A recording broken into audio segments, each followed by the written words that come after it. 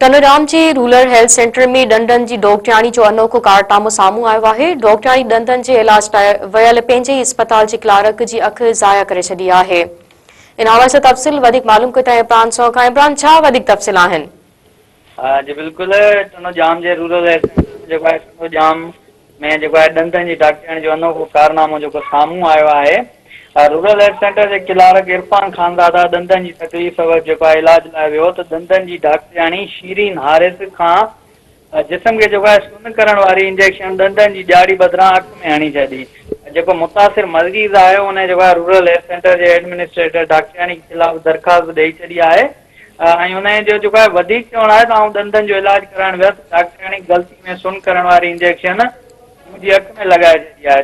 तकलीफ़ वधण सबबि डॉक्टराणी ऐं दंदनि जी सर्जन अख जी पटी घरो माणे करे घरो माणियो आहे। अख में तकलीफ़ वधी वई ऐं अख ज़ाया थी वई आहे। जॾहिं त मुतासिर मरीज़ आहे इरफान खानदादा उन वधीक ॿुधायो त अख जी तकलीफ़ जो कराची के खानगी अस्पताल मां इलाज भी कराए रहियो आहियां। जॾहिं त डॉक्टराणी जी ग़लती सबबि हमेशह लाइ माज़ूर थी वियो आहियां। ग़लती में अख में इंजेक्शन हणण बाद डॉक्टराणी गायब थी वई आहे। उन ऑफिस क्लार्क जे दंदनि जी डॉक्टराणी खिलाफ़ दरख़्वास्त मिली आहे। एडमिनिस्ट्रेटर दफ़्तर जहिड़ी तस्दीक कई आहे ऐं हुन इहो बि चयो आहे त आला अख़्तियारनि खे जांच लाइ लिखी रहियो आहियां।